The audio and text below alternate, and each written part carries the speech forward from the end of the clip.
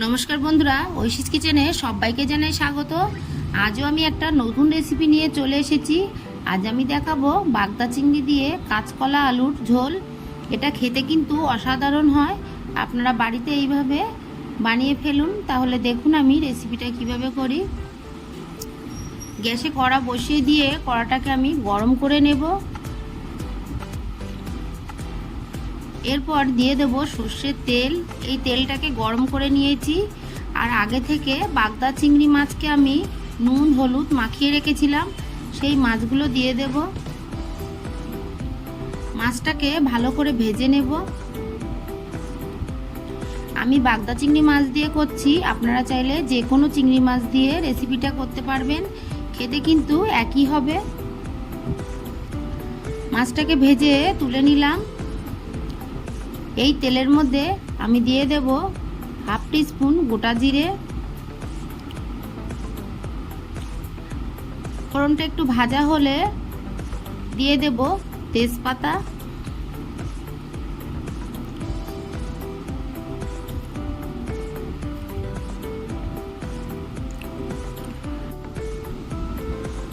ফোড়নটাকে নেড়ে একটু ভেজে নিয়ে এরপর দিয়ে দেব কুচানো পেঁয়াজ। একটা ছোট সাইজের পেঁয়াজ আমি কুচিয়ে দিলাম। পেঁয়াজটাকে নেড়ে কিছুটা ভেজে নেব। খুব কড়া করে কিন্তু পেঁয়াজটাকে ভাজবো না।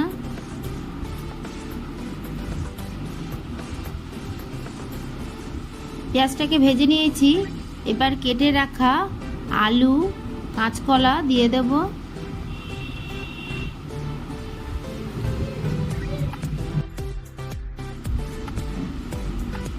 ভালো করে নেড়ে একটু ভেজে নেব।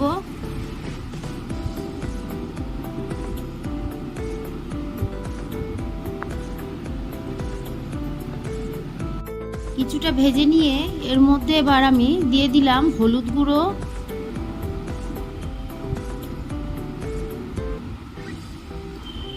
দিয়ে দেব লবণ। আবারও কিছুক্ষণ আমি নেড়ে নেব।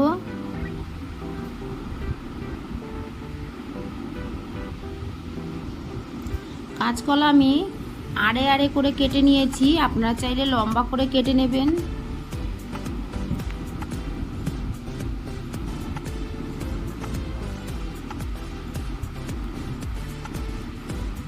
এই গরমে এইভাবে কাঁচকলা আলুর ঝোল খেলে পেটটাও ভালো থাকবে আর খেতে কিন্তু ভালো লাগবে।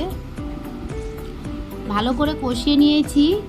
এবার এর মধ্যে আমি দিয়ে দেব 1 টিস্পুন আদা বাটা, দেব হাফ টিস্পুন জিরে গুঁড়ো, আর দিয়ে দিলাম খুব সামান্য ধনে গুঁড়ো, দিয়ে দিলাম হাফ টিস্পুন লঙ্কার গুঁড়ো, আর কালারের জন্য আমি সামান্য একটু কাশ্মীরি লঙ্কার গুঁড়ো দিলাম। আপনারা চাইলে শুধু কাঁচা লঙ্কা দিয়েও রান্নাটা করতে পারবেন। আমি দিয়ে দিলাম 4টে চিরা কাঁচা লঙ্কা। আমি একটু কালার করব বলে লঙ্কার গুঁড়োটা দিলাম। অল্প জল দিয়ে ভালো করে কষিয়ে নেব। এই গরমে লঙ্কার গুঁড়ো যারা খেতে চান না, শুধু কাঁচা লঙ্কা দিয়েই রেসিপিটা করবেন, খেতে ভালো লাগবে। ভালো করে কষিয়ে নিয়ে এবার ভেজে রাখা মাছগুলো দিয়ে দিলাম। মাছগুলোকে দিয়ে আরও একটু আমি নেড়ে নেব।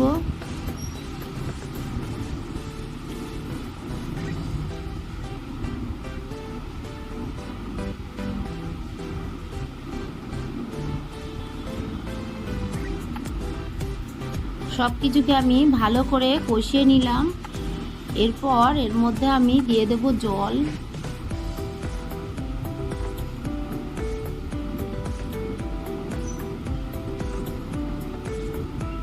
জলটা আপনাদের পরিমাণ মতো দেবেন। আমি একটা ঢাকা দিয়ে দেব। এই সময় লোডশেডিং হয়েছে বলে আপনাদের ভালো করে দেখাতে পাচ্ছি না। দেখুন আমি দিয়ে দিলাম হাফ টিস্পুন গোলমরিচ গুঁড়ো। কলার রেসিপিতে গোলমরিচের ফ্লেভার কিন্তু ভালো লাগে, আপনারা যারা ভালোবাসেন না তারা দেবেন না। দিয়ে ভালো করে নেড়ে মিশিয়ে নিলাম। আরও বেশ কিছুক্ষণ ফুটিয়ে নেব।